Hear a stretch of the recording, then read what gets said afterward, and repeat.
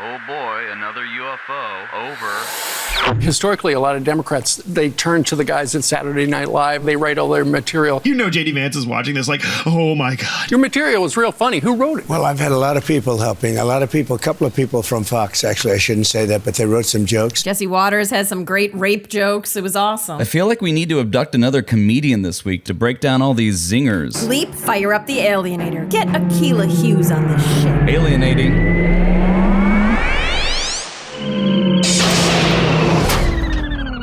Akilah, you're here. You're an alien. Let's get into it. This is great for me, honestly. I'm hoping to get a tentacle porn deal. And IVF, you had mentioned before IVF. I love this fall motif he's sat in. Is he like at a Kohl's getting his portrait taken? Olin Mills, yes. I would bet all of the money I have that if they asked Donald Trump what that is behind him, like what hay is, he wouldn't know the word for it. These fuzzy cubes? I believe that's what this is about. Oh, I want to talk about IVF. And that's him totally hitting on that woman. Do you come here often? I'd like to be her if. Grab you by the eggs. I'm the father. You don't hear that every day. I'm the father of IVF, so I want to hear this question. I'm the deadbeat dad of IVF. It's like a weird episode of Maury. You are the father of IVF. What is your stance on that? So I got a call from Katie Britt, a young, just a fantastically attractive person from... Oh my God. She's a real babe. I'm not being sexist. I'd say the same thing about John Cornyn. And I said, explain IVF very quickly. Explain it to me like I'm not the father of IVF. And within about 2 minutes, I understood it. I said, my no, God. It took 2 minutes? That's a 10-second conversation. So it's not the penis? The vagina has how many holes? How many IVFs can you have? All right. Well, actually, both candidates sat down with Fox this week. People are exhausted with someone who professes to be a leader who spends full time demeaning. People are tired of that. If that's the case, why is half the country supporting him? Because they're idiots, Brett. Jesus Christ. Why do half of kids eat Tide Pods? Like, The 50%? Are they stupid? What? Yes. God, I would have ripped off all my clothes and ran around naked if Kamala Harris was just like, yeah, they are. Damn, that felt so good to say. That was a given, I thought, Brett. I'm just trying to understand my fan base here. Like, I know you gotta reach all the voters everywhere, but you're walking into a trap. Democrats just don't understand how bad Fox is. They're not there to have a good faith conversation. it's like, even if she did everything right, they're going to cut together clips of her laugh to be like, she's annoying, right? Yes! Yeah. You hate her. It's like, so then who cares? What is it for? This is why she shouldn't go on Joe Rogan. I disagree. Why? She should go on Joe Rogan because he's so dumb and He's stony, too dumb. right? Yeah. That you can convince him of anything if you sit down with him for 10 minutes. I do feel like if she went on Joe Rogan, smoked a cigar, and said nothing, she would go up like 15 points. That's true. if she eats one edible with him and they just keep nodding at each other, like most I get her. Just talk about your favorite Family Guy quote or whatever. Hey, can you tell me about your Glock? Let's shoot a Tesla together. All right, whatever. All right, you convinced me. The vice president debuted a new accent that we hadn't previously heard from her on the campaign trail, one that might best be described as a kind of Bob Marley intonation. Have you no empathy, man? Wait, what? That is Bob Marley. She clearly said man, not mon. They are really desperate. Might best be described by me, a white person with no culture, as a Bob Marley intonation. All right. Well, J.D. Vance also has something new on the campaign trail. Did Donald Trump lose in 2020? Every time. Before I answer, I have to let 19,000 people boo. This is how my process works. Hold for booze. I've answered this question directly a million times. I lie about this every day. I've answered directly, indirectly many times. I think there are serious problems in 2020. So did Donald Trump lose the election? Not by the words that I would use. He won alternatively. How did he thread the needle of still being an election denier, but not being confident about it? He couldn't even lie the way that Trump is like, it was rigged, they stole it from us. Just say the words you would use. Yeah, that's the question we're asking. I really couldn't care less if you agree or disagree with me on this issue. It's not an issue. It's a thing that happened. What the media will do, they'll focus on the court cases. They'll focus on evidence. They'll try to pin you down to one reality. And Vance isn't the only Trump surrogate having trouble defending him. We have some sick people, radical left lunatics, and I think it should be very easily handled by, if necessary, the National Guard. It's my belief that what former President Trump is talking about are the people that are coming over the border. I say belief because that's not reliant on fact. It's my faith. The Trump Bible says I can believe whatever I want. Donald Trump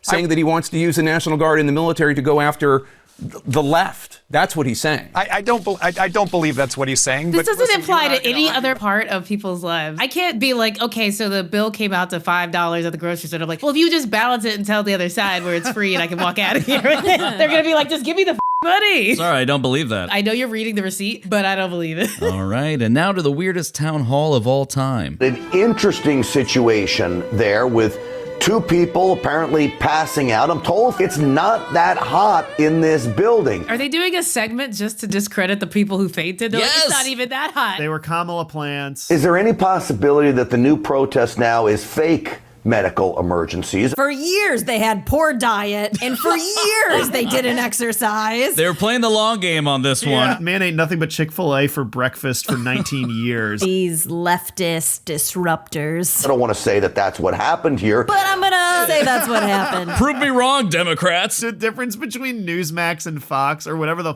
channel this is. Real America's Voice? Real America's Voice. Sorry. No disrespect to the Ravies out there, but this is not the way you do a conspiracy theory. You can't sprinkle out all the bad stuff. You have to have some filter. Instead of standing up and screaming and yelling and holding up a sign. That woman passed out on the side. She looks like it. Let her go. Let her cross into the next plane. And of course, maybe 5-6 minutes later, another one would happen. Stop the show. Can someone see if these fainters are wearing a Mrs. Doubtfire-esque mask and they're really healthy young Americans underneath? Can someone just try to peel their face off? I would love for them to cut to somebody laying on the ground with like one eye open. And for anyone out there who has ever done church choir or school choir, they always tell you do not lock your knees.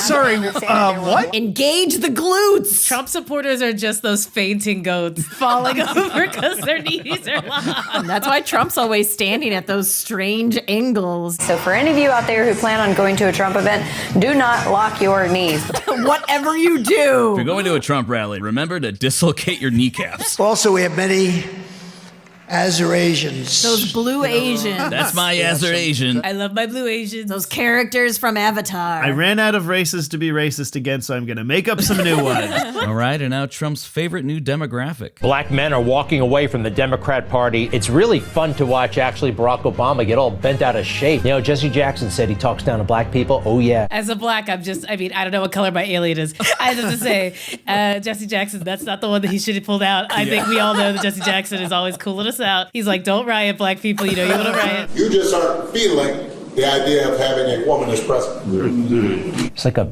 bad football coach of a bad football team at some college somewhere. In a bad metaphor. It's a great way to show your racism, to be like, first thing I'm going to think of is black people, sports, football. Got it. And also, why are they a bad team? I thought you just said you were happy they were going to Trump. He's like a bad person talking to bad people. Exactly. It's just all I see is badness. What could it be about them? What could it be? Anybody you are talking to in a barbershop? Guessing where black men hang out these days. Wait. Barbershop? Actually, famously, yes. Yeah. I feel like he's not guessing. I feel like you're guessing, and you're guessing wrong. As a white news anchor. Yeah, yes, Greg Kelly's new show, Black Hangout Hunters. At a Trump rally? Yeah. The only black friends Greg Kelly has are those guys who have the Blacks for Trump shirts who are white. I actually read his crummy books. I read all of them, and I hate him. All about him. All navel-gazing, self-obsessed. Yeah, it's an autobiography. It's an autobiography! I only like autobiographies when the person writes about someone else. Oh my God. He's 4 chapters in, he's like, it's still about him. I don't like this main character. I thought this was going to be about Eleanor Roosevelt. I was just going to say, have you guys read Barack Obama's autobiography about Eleanor Roosevelt? Want to understand how black males are going to vote? You go to the place where they talk politics. So we went to a barbershop. Interesting. So now we're all in agreement. Obama was right about one thing, okay? We usually go to whites-only diners, but we're switching it up. Such a great idea, because that's where all the talk happens. It's all the talk. And for women, it's in the salon. Maybe I can go to a salon with you, Ainsley. I don't think they're going to let him in. How do you feel about men's locker rooms? We get a lot done in there. I'm bringing it back to locker room talk. He's like, and I like to be where men are naked. This is so Fox News to be like, we're having a borderline racist conversation. How can we also make it offensive toward women? The problem is the camera. We can't bring the camera in there, Brian. That's why you take the camera and you hide it. It's a hidden camera. We put it in the toilet. Cut a little hole in the gym bag so the lens pokes out. These days, cameras can be so small. Have you seen The Truman Show? And, you know, I've been going across the country to these barbershops. You said you wanted to go. You guys are the same as me. It's the same stuff. We were born the same way. We were born the same way with extreme generational wealth. I had a great father. I had a father who was a great guy. He would have hated you. Yeah. He would have hated all of you. If my father could see me now talking to guys he tried to prohibit from living in his apartment buildings, I don't think he'd be too happy. All right, and finally, Laura Shut Up and Dribble Ingram brought on another professional athlete to tell women to shut up and make babies. Harrison, so many people on TikTok, young women, they were just recoiled from your comments. I'm definitely saddened that they took it in a poor manner. It's their fault, really. It's always women's fault. Being the homemaker, being the one that raises the children, and it's a beautiful role, but it's not a role that should be diminished. We shouldn't be diminishing that I just kick a ball once, twice a game. When the team can't get results, and most of the time I miss it. But to be clear, if there's a game where people just kick a ball, that's gay. I'm not doing that. I know maybe it's countercultural to speak those values. Yeah, the real counterculture is women having children and raising them. That's so punk. I was able to experience my wife now that we have 3 children. I experienced my wife. Such a Mark Zuckerberg way of talking. Are you properly experiencing your wife? How beautiful it is for women to maybe just step aside and prioritize their family. How beautiful it is when you just pop a Heisman to a lady and tell her to get the out of my face. They always talk about women eventually joining the NFL. And if they did, they would be kickers. So I'm like, oh, he's threatened. Yeah. And raise their family. And that's what I was just trying to speak love. Paramedics arrived to pump Josh Hawley with CCs. Seriously, what is going on? He is locking his knees. They're like, breathe, Josh. Come on. It's not even that hot in there. 4 cc's of Pavarotti.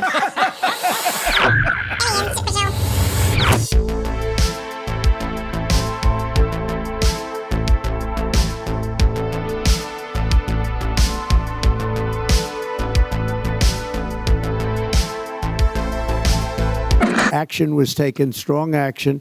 Ashley Babbitt was killed. Nobody was killed. There were no guns down there. We didn't have guns. Thank you so much, Akilah. Yay. Of course. Do you want to promote anything, or is there anything Oh my you want to? gosh. Everybody, listen to Rebel Spirit. It is my new podcast from iHeartRadio about me going back to my hometown in Kentucky and trying to get them to change my racist mascot at my high school from a Confederate general named Mr. Rebel to a biscuit. Go Biscuits. Go Biscuits. Yes. Love it. So please listen to Rebel Spirit. You'll enjoy it. Hey, Humies. Thanks for tuning in. If you like the show, help us invade your planet by subscribing to our YouTube channel or drop us a comment. We really love those. If you really like the show, subscribe to our Patreon where we share some bonus content. All right. Okay. Gotta go. Bye.